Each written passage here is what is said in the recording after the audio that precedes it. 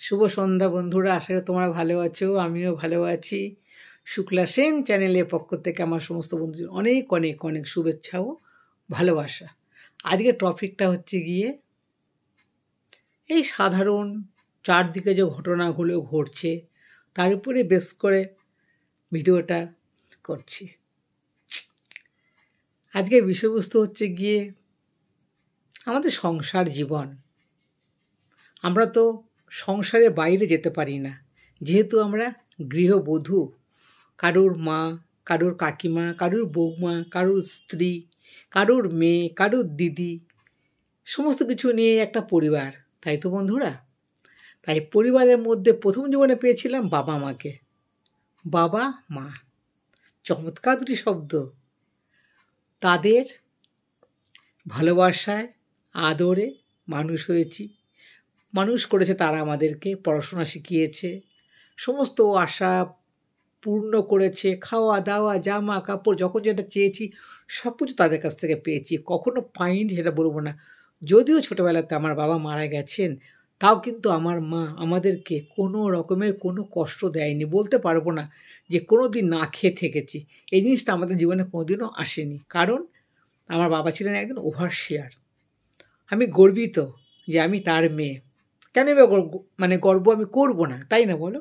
আমি তো গর্বিত হব যে অমন একজন মানুষের আমি সন্তান। আমার বাবাকে দেখবে? দেখো তাহলে, তোমাদেরকে একটু দেখাই। দেখতে পাচ্ছ কি বন্ধুরা? এই দেখো, বাবা আর মা।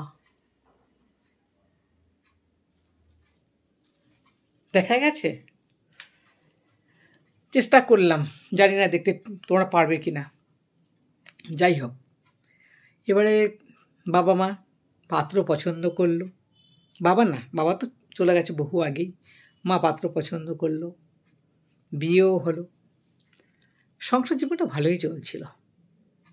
ছেলে হলো, মেয়ে হলো, সব কিছু নিয়ে মোটামুটি একটু ভালো, খারাপ বলবো না। ঈশ্বরের কাছে তো অনেকে অনেক কিছুই চায়, বহু কিছু, সোনা দানা, টাকা পয়সা, এটা সেটা চায়। আমি কিন্তু ওসব চাই না। আমি ঈশ্বরের কাছে একটা জিনিসই চাই, ঈশ্বর যেন সুস্থ থাকি, সবার জন্য যেন কিছু করতে পারি। আর মেন যেটা চাই, স্বভাব চরিত্র যেন ভালো থাকে। আমি আজকে মারা গেলে কালকে যেন অন্যান্য লোকেরা বলে যে না, মহিলাটা খুব ভালো ছিল। এই কথাটা, এই প্রশংসাটা আমি সবার কাছ থেকে বেসিক্যালি আশা করি। এই কথাটা শুনতে আমার খুব ভালো লাগে। আর এটা কিন্তু আমাকে অনেকেই বলে, আর এটা সত্যি, মানে আমি খুব গর্বিত এর জন্য। আমি কৃষ্ণনগরে ছিলাম অনেক বছর, পুলিশ কোয়ার্টারেতে। হাজব্যান্ডের সঙ্গেও তোমার বাঁকুড়া ডিস্ট্রিক্টে ছিলাম, এখানেও ছিলাম। কেউ কিন্তু আমাকে চরিত্র সম্পর্কে কোনো কথা বলতে পারবে না। আমি ছেঁড়া পোশাক পরতে রাজি আছি, কিন্তু আমি সগৌরবে মাথা উঁচু করে রাস্তা থেকে চলব। কেউ আঙুল তুলে একটা কথা বলতে পারবে না। আমি তেমনই একটা মেয়ে। যাই হোক, স্বামী নিয়ে কিছু বলি এবারে।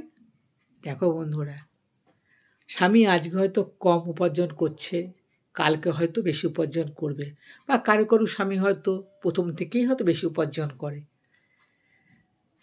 যাই হোক, স্বামী স্বামী, স্বামীকে কখনো অবহেলা করো না বন্ধুরা। স্বামীকে অবহেলা করতে নেই।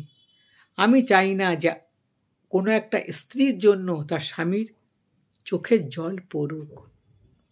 একটা পুরুষ কিন্তু তখনই কিন্তু চোখের জল ফেলে যখন সে আর নিজেকে সামলাতে পারে না, যখন তার পিঠ দেয়ালে ঠেকে যায়। বন্ধুরা, জীবনটা কিন্তু অনেক বড়, যেতে হবে কিন্তু আমাদের অনেক দূর, অনেক দূর। বলছি কি বন্ধুরা, এসব ভালো জিনিস না গো। স্বামীকে অবহেলা করো না, স্বামীর চোখের জল ফেলো না। আমি চারদিকে যা দেখি না, আমার ভীষণ কষ্ট হয়। আমার এখন মনে হয় কি, এই বয়সে এসে দাঁড়িয়ে চারদিকের নোংরামি, অসভ্যতা আমি দেখে মনে হয় যে ঈশ্বর, কবে তোমার চরণে ঠাঁই নেব। এসব নোংরামি আর দেখা যাচ্ছে না, ভালো লাগছে না। চারদিকে শুধু ছোট্ট ছোট্ট সন্তানদের চোখের জল ফেলা, কান্না কাটি, ইউটিউব বলো, ফেসবুক বলো, যেখানেই খুলি না কেন খবর, টিভি কি দেখবো? বড় টিভি কিনেছি, ঘরে বড় টিভি আছে, 55 ইঞ্চি টিভি। কিন্তু টিভির সামনে বসলে খবরগুলো দেখলে না অন্তরটা খুব কেঁদে ওঠে, খুব কষ্ট হয় বন্ধুরা। তোমাদের আমি একটা কথাই বলবো বন্ধুরা, স্বামী যা ইনকাম করবে, যা এনে দেবে, সেটাকে না খুব হাসি মুখে নেবে, হাত দুটো পেতে নেবে। তার সঙ্গে কখনো খারাপ ব্যবহার করবে না, তাকে ভালোবাসবে। স্বামী বলে কথা বন্ধুরা, যার জন্য মাথায় দেখো যে সিঁদুর পড়েছি, তার দোষগুণ থাকতেই পারে বন্ধুরা। আমারও দোষগুণ আছে কিছু না কিছু, সে হয়তো আমাকে বলে না। তার দোষগুণ যদি আমি তাকে ধরিয়ে দিই, সে হয়তো শুধরে নেবে। তো সে আমাকে যদি বলে তোমার দোষগুণ এটা, আমিও সেটাকে শুধরে নেব। তাহলে তো উভয়ের প্রতি বেশ সুন্দর একটা অ্যাডজাস্ট হবে, তাই না বন্ধুরা? আজকে স্বামীদের উপরে যে হারে অত্যাচার, অসভ্যতামি হচ্ছে, এগুলো দেখা যাচ্ছে না। তা বলে কি মেয়েদের উপর হচ্ছে না? অবশ্যই হচ্ছে। বললাম যে সব মেয়ে সমান না, সব ছেলে সমান না। যেসব দেখবে ঘরেতে স্বামীরা ভালো, বউরা ভালো না। যেসব ঘরে দেখবে বউরা ভালো, স্বামীরা ভালো না। তবে একটা কথা, স্বামী স্ত্রীর মধ্যে অশান্তি হলে ছেলের বাবা মা বলো, মেয়ের বাবা মা বলো, এদের কিন্তু উচিত সেটাকে মিটিয়ে দেওয়ার, যাতে একটা সুন্দর সম্পর্ক ভাঙতে ভাঙতে ভেঙে না যায়। কিন্তু এখনকার দিনে যা দেখতে পাচ্ছি, তারা সেটা করে না। তারা সন্তানের উপর ছেড়ে দেয়, সে যা করবে করবে। এটা কোনো কথা বন্ধুরা? এটা কিন্তু কোনো কথা না। একটা শিক্ষিত ভদ্র পরিবারের, একটা সভ্য বাবা মায়ের বক্তব্য কিন্তু এটা হতে পারে না যে আমার সন্তান যা করবে ওটাই ঠিক। কখনোই না। প্রতিটা সংসারে দেখবে বন্ধুরা ঝগড়া, অশান্তি, মারামারি কিন্তু হয়। কেউ বলবে না যে আমাদের পরিবারটা পুরো পারফেক্ট, কেউ বলতে পারবে না। আমাদের মায়েদের দেখতাম, যদি কারোর সঙ্গে আশেপাশে বাড়ির, যদিও আমাদের পরিবারের মধ্যে ওই ঝামেলা, অশান্তি, মারামারি এটা আমার চোখে আজ পর্যন্ত পড়েনি, আমি দেখিনি। সত্যি কথা বলতে কি আমি দেখিনি। তখন কি কোন ঘরেই না হয়, ঘটি বাটি থাকলে তো টুকটাক তো লাগবেই, সেটা কিন্তু কোনো কথা না। আমাদের মাকে দেখতাম, বা আমি আমার তার সঙ্গে দেখেছি, পাশাপাশি কোনো ঝামেলা হতো না স্বামী স্ত্রীর মধ্যে, তারা গিয়ে মিলিয়ে দিত। তাহলে যেসব বাবা মা আশেপাশে কোনো প্রতিবেশীর সঙ্গে স্বামী স্ত্রীর অশান্তি হলে মিলিয়ে দেয়, তারা নিশ্চয়ই তাদের সন্তানের ক্ষেত্রে কিন্তু সেটাই করবে, তাই তো? তাদের সেই শিক্ষাটা কিন্তু আছে। এখনকার দিনে বাবা মায়েরা একদম ভালো না, অসভ্য বর্বর যাকে বলে, অসভ্য, একদম নেগেটিভ মাইন্ডের। স্বামী স্ত্রীর মধ্যে অশান্তি হলে যারা মিলিয়ে দিতে পারে, একটা সুন্দর সংসার ভাঙতে ভাঙতে যারা গড়ে দিতে পারে, তারাই কিন্তু প্রকৃত মানুষ, তাই তো বন্ধুরা? স্বামী যতটুকু ইনকাম করবে বন্ধুরা, ততটুকুতেই সন্তুষ্ট থেকো, ততটুকুতেই খুশি থেকো। দেখবে একদিন না একদিন তুমি সত্যিকারেরই সুখী হবে। তার চোখে জল ফেলতে দেবে না বন্ধুরা, স্বামীর চোখে জল একদম ফেলতে দেবে না, কোনো কারণেই ফেলতে দেবে না। তবে একটা জিনিস কী জানো তো, নতুন নতুন বিয়ের পরে তোমরা দেখবে বন্ধুরা, অনেকে খুব খুব একবারে দেখায় যে আমার শ্বশুরবাড়ি এরকম, আমার শ্বশুরবাড়ি এরকম, আমার শ্বশুরবাড়িতে এই আছে, ওই আছে, সেই আছে। কিন্তু কি কথায় আছে কি বলো তো বন্ধুরা, প্রশংসা যেমন তুমি করছো আজকে, শেষ পর্যন্ত তুমি প্রশংসাটা করো। আজকে তুমি যখন শ্বশুরবাড়ির নামে এত প্রশংসা করছো, কালকে তুমিও তখন তাদের নামে আবার নিন্দামন্দ করবে, তখন পাবলিক তোমাকে ছেড়ে কথা বলবে না। পাবলিক বলবে এই তো কদিন আগে বলছিস খুব ভালো, এখন আবার খারাপ বলছিস কেন? তাই তো? আর একটা কথা আছে কি জানো তো, বেশি প্রশংসা করতে নেই, এ ভালো ও ভালো সে ভালো বলতে নেই। প্রকাশ করলে কিন্তু সেটা গেল, বুঝেছো বন্ধুরা? স্বামীর ভালোবাসা কিন্তু অন্য রকম। সে যখন মাথায় সিঁদুরটা যখন পরায়, সে একটু দায়িত্ববোধ নিয়েই সিঁদুরটা কিন্তু পরায়। সে জানে যে সিঁদুরটা পরিয়েছি, এবার এর দায়িত্ব কিন্তু আমার, তাই তো বন্ধুরা? তাকে এমন কোনো আঘাত করবে না, কখনো কোনো আঘাত করবে না। কারুর কথা শুনে যে এ আমাকে এটা বলল, ও আমাকে ওটা বলল, মিথ্যে কোনো জাজমেন্ট করবে না, করতে নেই। তাকে জিজ্ঞাসা করো, তার পাশে বসো, এটা করেছো, এটা বলেছে অমুকে, এগুলো কি ঠিক, এগুলো বলতে হয়, দেখবে সব ঠিকঠাক হয়ে যাবে। তুমি যদি ওটাকে নিয়ে একটু মানে চটকি করো, যাকে বলে আর কি লেবু যেরকম কচলাতে লেবু তেতো হয়ে যাবে। তুমি প্রতিদিন যদি একই কথা বলো, তাহলে সংসারে কিন্তু অশান্তি কিন্তু বাড়বে, ছাড়া কিন্তু কমবে না। আমাদের বাবা মার থেকে আমরা এই শিক্ষাটা পেয়েছি। আমারই যখন প্রথম বিয়ে হয়, তখন আমরা কিন্তু কিছু ছিল না। আমার হাজব্যান্ড কিন্তু চাকরি করতো প্রাইভেট ফার্মে। খুব কষ্ট হয়ে গেছে, খুব কষ্ট। আমার মেয়ে হওয়ার বছর 3-4 পর আমার হাজব্যান্ড পুলিশে সার্ভিসটা পায়। ভালো প্লেয়ার ছিল কি না, প্লেয়ার করে চাকরিটা পেয়েছে। তারপর থেকে কিন্তু আমার সংসারটা মোটামুটি একটু ভালো হয়েছে। আমার চোখে দেখা একটা মেয়েকে আমি দেখেছি, আমারই পাড়ার। মেয়েটার নামটা আমি বলছি না, তাহলে ও হয়তো ভাববে আবার যে এতদিন পরে কেন আমার কথা বলছে। মেয়েটা তার হাজব্যান্ডের থেকে বয়সে কিন্তু একটু বড়। মেয়েটা বাড়িতে গিয়ে না বন্ধুরা টিভি সারাতো। এবার আমাদের পাড়ারই একটা ছেলে, তার বোনের সঙ্গে ওই মেয়েটা কাজ করতো।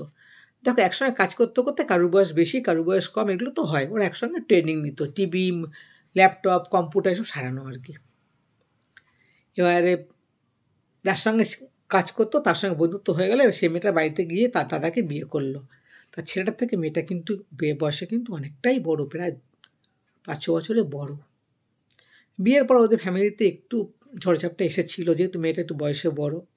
তবে একটা মাত্র ছেলে তো, আর 2-3টে মনে বোন ছিল। কিন্তু তাদের পরিবারটা না, বউটাকে অনেক কিছু মানে যেটা হয় আর কি, সব মায়েরা তো মেনে নিতে পারে না। যেরকম আমার ছেলে থেকে বউটা বয়সে বড়, একটু হয়, একটু কথাকথি একটু হয়। যাই হোক, এবার ছেলেটা কিন্তু বেকার ছিল, ছেলেটা কিন্তু কিছু করতো না, পড়াশোনা করেছিল অনেকটাই। সেই মেয়েটা বাড়িতে টিভি সারিয়ে কিন্তু হাজব্যান্ডকে পড়াশোনা শিখিয়েছে। সেই ছেলেটা কিন্তু আজকে অ্যাডভোকেট। স্বামী স্ত্রীর মধ্যে কত মিলমিশ, তাদের সন্তানও আছে, তাদেরও বিয়ে শাদী হয়ে গেছে। সত্যি তারা আজকে খুব হ্যাপি। তাই বলছি, স্বামীর কম ইনকাম বলে তার পাশে দাঁড়াবো না, অন্যদিকে ছিটকে যাব, একদম ভালো না। আজকে আমি বিয়ে করেছি, যত আমার দিন যাবে তত আমার বিয়ের বছরটা কিন্তু আস্তে আস্তে কিন্তু বাড়বে, তাই তো? 1 দিন হবে, 2 দিন হবে, 3 দিন, 4 দিন, আমার এতদিনের সংসার, 1 বছরের সংসার, 2 বছরের সংসার, 3 বছরের সংসার, 4 বছরের সংসার, এরকম আমরা বলি, তাই তো? কথাটা হচ্ছে, স্বামী আজকে হয়তো কিছু করছে না, বলা যায় না, কালকে সে তো একটা ভালো চাকরিও পেয়ে যেতে পারে। কথায় আছে যে কপাল খুলতে সময় লাগে না, কিন্তু কাঁচা খুলতে সময় লাগে, তাই তো? শিক্ষিত ছেলে হোক, শিক্ষিত মেয়ে হোক, তারই চেষ্টা করে একদিন না একদিন তার জীবনে প্রতিষ্ঠিত কিন্তু হবেই, একদম কনফার্ম তারা হবেই। ঈশ্বর ঠিক প্রত্যেকের হাত ধরে আলাদা পথে কিন্তু নিয়ে যাবে। আমরা কি ভাবি যে আমার দ্বারা কিছু হবে না, সেটা কিন্তু কোনো কথা না। ঈশ্বর প্রত্যক্ষদর্শী, উনি সব দেখছেন।